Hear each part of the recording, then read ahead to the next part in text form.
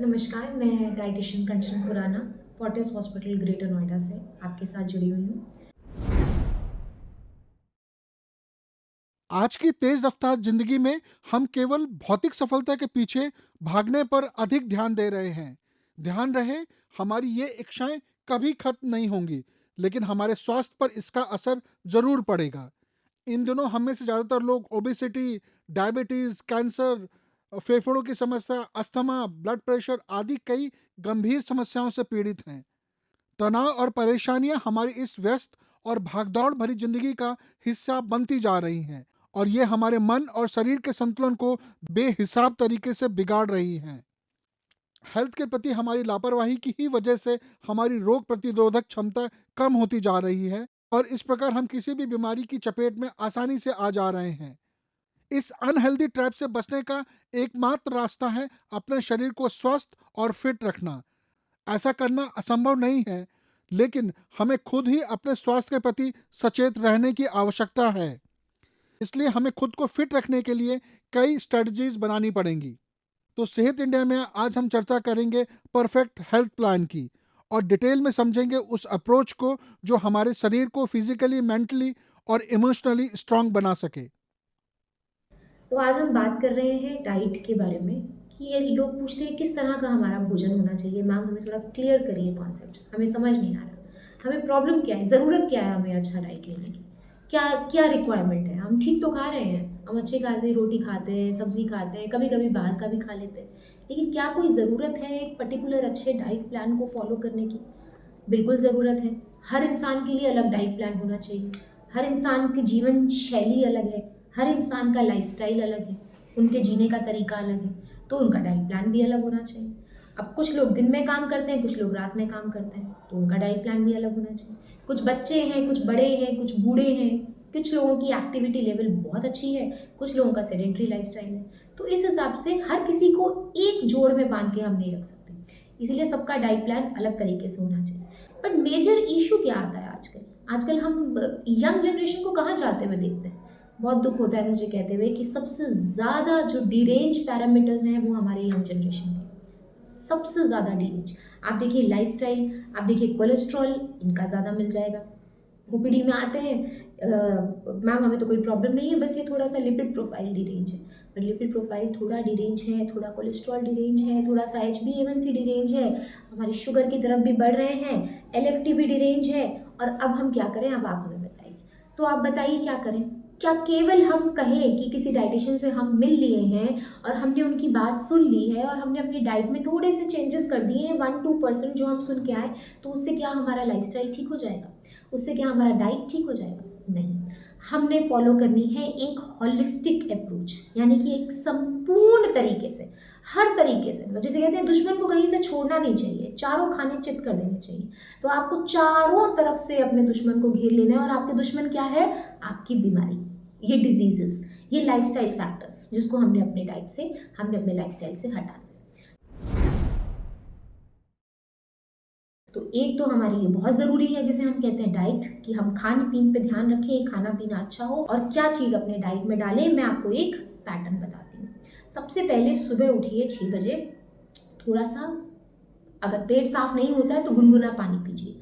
गरम गुनगुना पानी, आप अजवाइन का पानी पी सकते हैं, आप नींबू का पानी पी सकते हैं, आप उसमें आंवले का रस डाल के पानी पी सकते हैं, आप सफ़ेद पेठे का जूस पी सकते हैं, स्किन के लिए बहुत अच्छा है, ग्लो के लिए बहुत अच्छा है, विटामिन बी बहुत अच्छा है इसके अंदर। इसके बाद आप खाएँ थोड़े से नट्स, 5 से 6 या 7 बादाम थोड़े से भिगा के रख दीजिए, और उसको आप खाइए 2-3 अखरोट के साथ। फिर आप खाइए, अगर आयरन की कमी है, औरतें हैं, तो थोड़ा-सा मुनक्का ज़रूर ले लीजिए साथ में, आपके लिए बहुत अच्छा रहेगा फीमेल्स के लिए। 3-4 मुनक्के हो गए भीगे हुए, उनको आप अपनी डाइट में ऐड करिए। अब बारी आ गई, बज गए 8 साढ़े 8।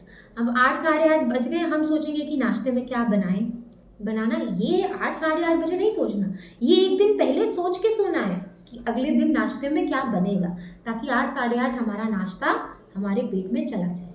उठने के 2 ढाई घंटे के भीतर आप अपनी भोजन को ले लें, क्योंकि आपकी जो फायर है, डाइजेस्टिव फायर है, वो उस टाइम पे बहुत स्ट्रांग होती है, और आप जो चीज़ अंदर लेंगे वो बहुत ईज़िली डाइजेस्ट हो जाएगा।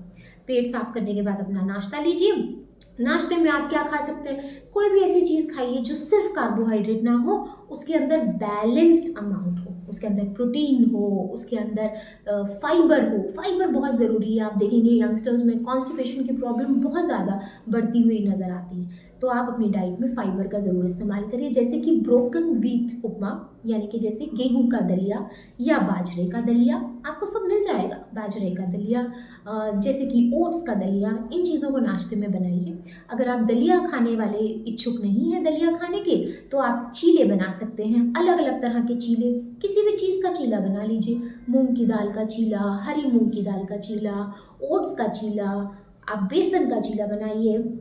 रागी एक आटा आता है, सर्दियों के लिए भी बहुत अच्छा है रागी, तो रागी का आप रागी के बीच में थोड़ा सा सब्जियों का मिश्रण लगाइए और उसका चीला बना लीजिए।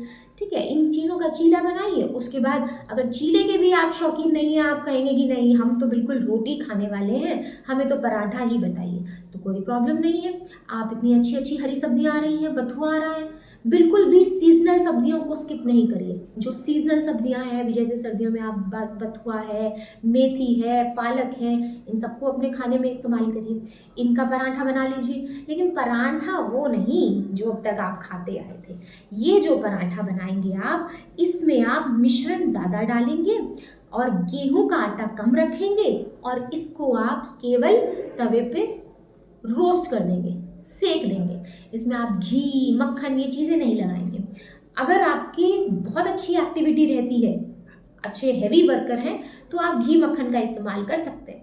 लेकिन अगर आप सेडेंट्री लाइफस्टाइल ले रहे हैं, तो पूरे दिन में केवल 5 से 10 ग्राम ही सैचुरेटेड फैटी एसिड का इस्तेमाल आप अपने खाने में करिएगा, तभी आप थोड़ा सा हेल्दी फिट रह पाएंगे। ये ले लीजिए, इसके साथ आप कुछ चाय या लो फैट दूध या जो छाछ, लस्सी, जो भी आप लेना चाहें उसके साथ आप ले सकते हैं, या हरी चटनी या दही, जो भी आपकी इच्छा हो इसके साथ आप लीजिए। फिर अब आप बोलेंगे कि हमने 8 साढ़े 8 नाश्ता कर लिया, हमें तो दोबारा भूख लग जाएगी 12-1 बजे। बिल्कुल भूख लग जाएगी। तो आपने क्या करना है, एक आदत से बचना है, और वो आदत क्या है, हर थोड़ी देर में अपने मुंह में कुछ डालना। तो हर थोड़ी देर में अपने मुंह में आपने कुछ नहीं डालना, कम से कम 3 से 4 घंटे का गैप लीजिए। 3 से 4 घंटे के गैप से क्या होता है, जो पहले वाला खाना होता है वो अच्छे से डाइजेस्ट हो जाता है, और दोबारा हमारी बॉडी में डाइजेस्टिव फायर का बनना स्टार्ट हो जाता है।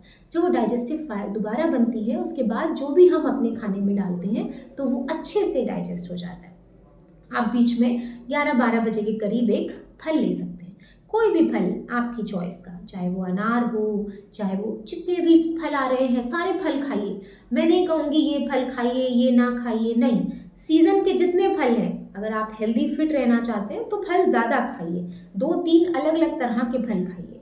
आप सूप लेना चाहते हैं सूप लीजिए, लेकिन घर के बने हुए सूप का ज़्यादा प्रेफरेंस दीजिए। बाहर के सूपों में काफ़ी मात्रा में अलग अलग चीज़ें भी डली होती हैं। तो अपने घर में मोरिंगा ले लीजिए, मोरिंगा का सूप बनाइए और उसे पीजिए। देखिए आप बिल्कुल सुपर फूड अपने अंदर ले जा रहे हैं, और आप जान भी नहीं पाएंगे कि इस चीज़ से मेरी इम्यूनिटी अब तक इतनी अच्छी बनी रही थी। तो ये ऐसी ऐसी कुछ चीज़ें हैं जो आपके आसपास ही हैं, बट क्योंकि हम इन चीज़ों को नज़रअंदाज कर देते हैं।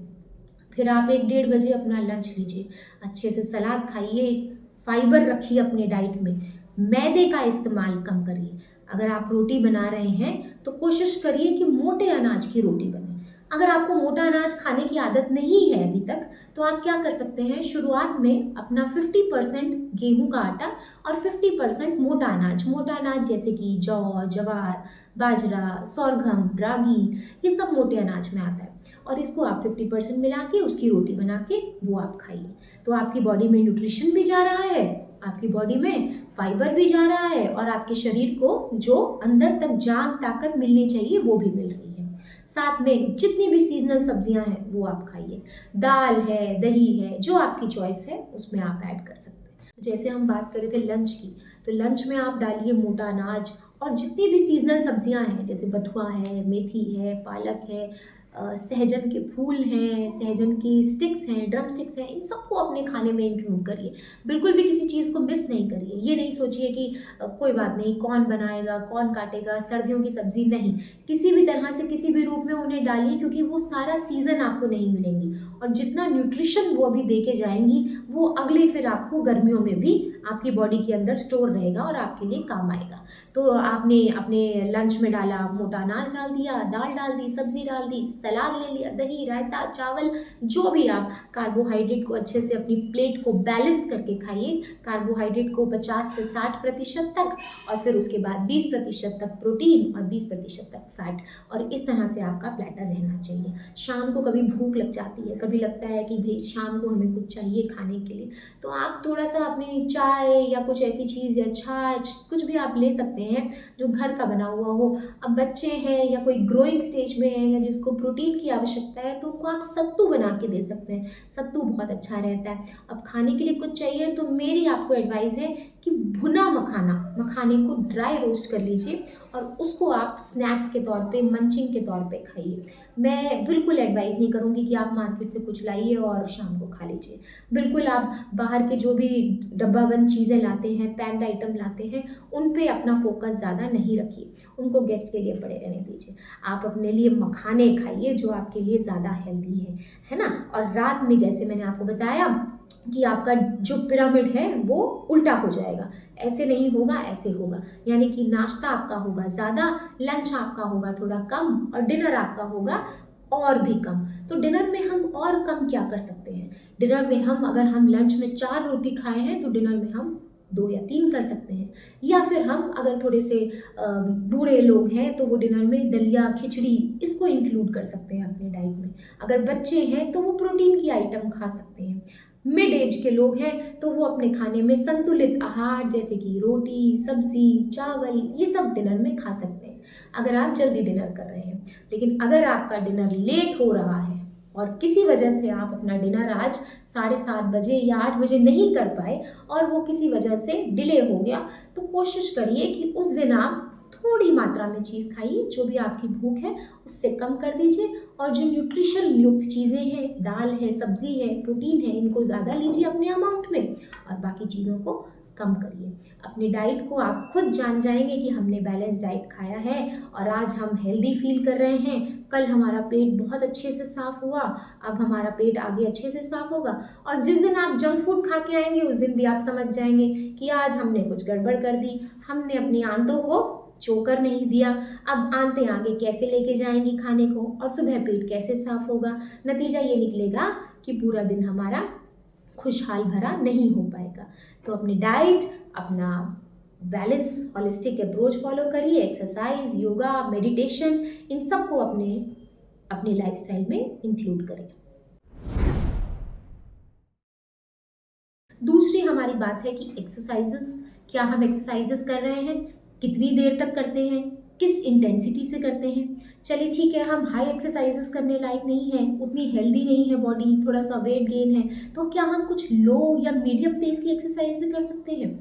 या ठीक है, हमें पसंद नहीं है जिम जाना, क्या हम घर बैठ के कुछ और एक्सरसाइज कर सकते हैं? बिल्कुल कर सकते हैं। हम योगा कर सकते हैं, हम प्राणायाम कर सकते हैं। क्या हम कोई सैर से भी वज़न घटा सकते हैं? अच्छा, वज़न तो बहुत दूर की बात है, क्या हम फिट रह सकते हैं, हेल्दी रह सकते हैं? बिल्कुल रह सकते हैं। अगर आप सैर करेंगे, अच्छा डाइट फॉलो करेंगे, अच्छा लाइफ़स्टाइल फॉलो करेंगे तो बिल्कुल फिट रहेंगे। फिट ट्यूब इंडिया, आप फिट हो जाएँगे बिल्कुल ही, है ना? अब क्या है तीसरी चीज़ आपकी, एक्सरसाइज़ हो गया, डाइट हो गई, और एक हमारा हो गया स्लीप, नींद। भाई हमने, हमारे अगर पूर्वज सुन लें कि हम 12-12 बजे तक जाग रहे हैं और सोते नहीं हैं, तो क्या हाल होगा उनका? वो तो कभी सोच भी नहीं सकते थे कि संध्या ढलने के बाद कोई इतनी देर तक जाग सकता है। तो ठीक है, लेकिन हमारी एक बायोलॉजिकल क्लॉक होती है, तो हमें अपनी बायोलॉजिकल क्लॉक को समझना है, और हम बहुत बार इस चीज़ को सुनते आए हैं, देखते आए हैं और एक्सपेरिमेंट भी करते आए हैं कि 10 बजे से, रात 10 बजे से लेके सुबह 2 बजे की नींद सबसे अच्छी सुकून की नींद है। यानी कि अगर आप उसमें देखें, आपकी ब्रेन वेव्स बहुत ही डीप स्लीप में चली जाती हैं। तो क्या ज़रूरी नहीं है हमें अपनी मशीनरी को, बॉडी की जो मशीनरी है, उसको उस टाइम पे आराम से रेस्ट दे देना चाहिए? तो हमें 10 बजे बिल्कुल अपना बिस्तर, अपना पलंग पकड़ लेना चाहिए। अब आ गया हम अपनी लाइफस्टाइल के हिसाब से क्या चेंज करें। इसमें एक बदलाव है, वो ये है कि शाम का जब आप खाना खाएंगे तो वो रात 10 बजे नहीं खाएंगे। ये बहुत से देखे हैं परिवार जो रात 10 बजे 11 बजे खाना खा रहे हैं। अरे आप समझिए, आपका शरीर सो चुका है। इस समय आपका शरीर सो चुका है। आप जो मैक्सिमम अपना डिनर करें, कोशिश करें कि 7:30-8 बजे के बीच में अपना रात का खाना खा लें। बट हमें क्या, सोने से पहले कम से कम 2-3 घंटे का गैप रखेंगे, क्योंकि 3 से 4 घंटे तो कार्बोहाइड्रेट लेता है डाइजेस्ट होने में, और उसके बाद प्रोटीन, और उससे ज़्यादा समय लेता है फैट। तो हमें क्या करना है, जब हम 7 साढ़े 7 खाना खा लेंगे तो हमारे पास काफ़ी समय होगा 9:30-10 बजे तक, ताकि खाना अच्छे से डाइजेस्ट हो जाए और सुबह हम अच्छे से फ्रेश होके अच्छी नींद पूरी करके सुबह उठ पाएँ। अगर हम ऐसा नहीं करते हैं तो हम बहुत ज़्यादा लेज़ी हो जाते हैं, थकान महसूस करते हैं, और जो खाना जो हम खा रहे हैं जिससे हमें ताकत आनी चाहिए, उससे ताकत ना आके हमें और ज़्यादा लेथार्जीनेस आती है। तो रात का खाना हल्का रखिए, बिल्कुल वो बैलेंस्ड डाइट जिसे हम कहते हैं, बिल्कुल अपना पिरामिड बनाइए, उल्टा पिरामिड, यानी कि नाश्ता हमने थोड़ा भारी कर लिया, थोड़ा सा लंच हमने कम मात्रा में किया, और डिनर हमने बिल्कुल ही take dinner like a pauper, उस तरह से बिल्कुल ही हमने रात का खाना हल्का करके खाया।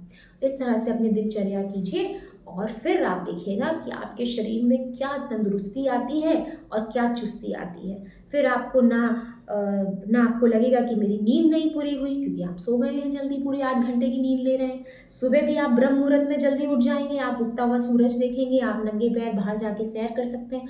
आप देखेंगे कि आपके पास इतना समय है कि 24 घंटे भी आपको पूरे करने ज़्यादा लग रहे हैं। और इसी के विपरीत जब हम उल्टा कार्य करते हैं और रात को 12-1 बजे सोते हैं और सुबह फिर 11-12 बजा देते हैं, तो हम दिन का आधा हिस्सा गंवा चुके होते हैं। तो आप अपने लाइफस्टाइल को आज ही चेंज करिए, एक होलिस्टिक अप्रोच फॉलो करिए, जिस तरह से आपको बताया गया है कि एक्सरसाइज, लाइफस्टाइल और अपने डाइट को बैलेंस करिए, और अपने साथ साथ अपने आने वाली पीढ़ियों को भी अच्छा और हेल्दी, तंदुरुस्त बनाइए। अब हम बात करते हैं एक हमारे दुश्मन की, और घेर रखा है बहुत सारे लोगों ने, घेर रखा है ऐसी ऐसी मार्केटिंग कंपनीज ने जिनको रेजिस्ट नहीं कर सकते। गर्मी है तो कुछ ठंडा पी लें, बाहर का खाना है तो कुछ चटपटा खा लें। तो इन चीज़ों को अपनी लाइफस्टाइल से बिल्कुल मिनिमाइज करिए, बिल्कुल मिनिमाइज। इन द एंड मैं आपको सिर्फ एक मैसेज देना चाहूँगी कि अगर हम सोचें कि ये सब कुछ मैं एक दिन, one fine day will come, और मैं ये सब कुछ फॉलो कर लूँगा और ये सब ठीक कर लूँगा, तो ये नहीं हो पाएगा। आपको आज ही से शुरू करना पड़ेगा। इनफैक्ट कल मॉर्निंग से ही आपने क्या करना है कि एक चीज़, कोई भी एक चीज़ पकड़ लीजिए कि आज मैं अपनी डाइट में नट्स ऐड करूँगा, फिर आप एक चीज़ पकड़ लीजिए, अब मैं अपनी डाइट में मखाना ऐड करूँगा, उसको एक हफ्ते तक फॉलो करिए। फिर अगले हफ्ते आप दूसरी चीज़ पकड़ लीजिए कि मैं नाश्ते से पहले एलोवेरा जूस पीऊँगा, या फिर एशगार्ड का जूस पीऊँगा, या फिर सिनेमन वाटर लूँगा, या मेथी का पानी लूँगा, या कुछ भी, कोई भी एक चीज़, वो आप हफ्ते तक फॉलो करिए। फिर नेक्स्ट वीक आप फॉलो करिए। इस तरह से ग्रेजुअली धीरे धीरे चेंजेस करेंगे तो आप देखेंगे कि 2-3 महीने में आप वो बिल्कुल बदल गए हैं। आप वो थे ही नहीं जो पहले थे, कि जिस तरह से आप सोते थे, रात रात भर आप जागते रहते थे, और जिस तरह से आपका लाइफस्टाइल अब है, उसमें ज़मीन आसमान का फ़र्क हो गया। और आपकी संगति भी धीरे धीरे बदल जाएगी। आप देखेंगे कि जिस तरह के लोग आपके जैसे हैं, आप उनसे ज़्यादा बात करेंगे, उनसे ज़्यादा समझ पाएंगे, उनको ज़्यादा समझ पाएंगे, बजाय कि उन लोगों के जिनकी वजह से आपकी लाइफस्टाइल थोड़ी सी बिगड़ी हुई थी। तो शायद वो लोग देख के भी आपसे कुछ सीखें और उनका भी धीरे धीरे लाइफस्टाइल बदल जाए। तो one man can change the entire world, be that one man.